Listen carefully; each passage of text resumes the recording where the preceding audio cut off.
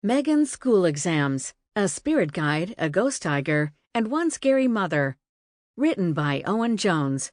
Narrated by Kim Summers. Published by TekTime. Chapter 1. The Pep Talk.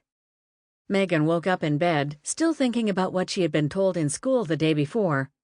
There would be exams before the Christmas holidays. These would be the first real examinations that she had ever sat, as far as she was concerned, because the others were just tests for school kids. But now she was in a real school, one for adults or teenagers, near adults anyway. This time she would not be testing herself against a bunch of local kids, but against all and the best in the town, and it was scary. Megan wanted to talk to someone about it, but she knew not whom.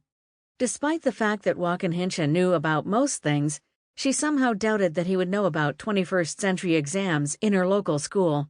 Still, time ticked on, so she patted Grrr, who was lying beside her as ever, got up, showered, put on her school uniform, and went downstairs to greet her parents and have breakfast. "Good morning, how are you?" she said to anybody who was listening. Her father was reading the paper, and her mother was frying something in the kitchen. "Good morning, darling," said her father, lowering the paper for a moment. "Morning, Megan. Here's your breakfast. Did you sleep well?" asked her mother as she put 2 plates down, one for Megan and one for herself. "Yes, thanks, and you?" "Oh, like tops as always. Your dad and I always just fall asleep as soon as our heads hit the pillow. You know what they say, no sleep for the wicked. And that is not us, is it, Robert?" "Robert?" "What's that, my dear?" "I said no sleep for the wicked, is there? And that is not us." "No, of course not, that is not us. Why, who can't sleep now?" "I'm not talking about anyone in particular, Robert. It was just a general observation." "Oh, I see, dear. Yes, a good point." Megan had witnessed these morning non-conversations almost every day of her life, and sometimes, just to stir things up a bit, she threw a wobbly in. "Well, I must be wicked then, because I didn't sleep very well at all." That got their interest. Her father put the paper down and actually folded it up, and her mother put both her knife and her fork on her plate. "Why?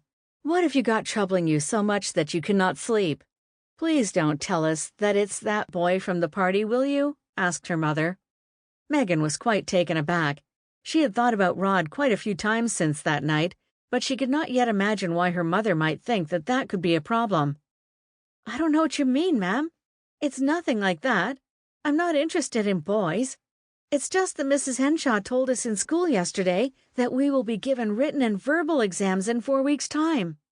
I'm not sure what that means. I've only had tests before." "Yes, I see," said her father. "Well, I have to go to work now, but if you want to talk about it when I get home, we can do so, no problem. But for now, don't worry.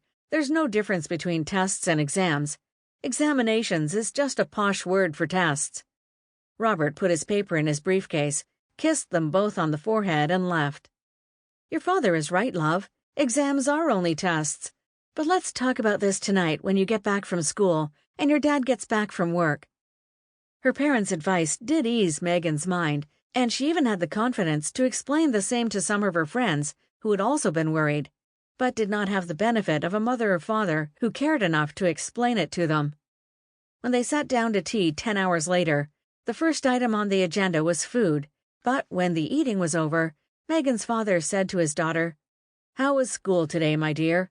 Any more news about your exams?" "Yes, Dad. They said that there would be 5 days of exams, and that they would be held every afternoon next week. It is all very official and very scary. Why can't they just give us the tests and be done with it?" "Well, my dear Megan, it is to do with your preparation for the real world." That is not a good way of saying it. You are already in the real world. I mean the adult world. You see, even adults have to sit exams from time to time, if they want to progress in their career. Lawyers sit exams, managers sit exams, all sorts of people, policemen and women, doctors, all sorts, in the real adult world. And calling them tests is, well, it sounds a little childish, but it's only language. It's the same thing, really.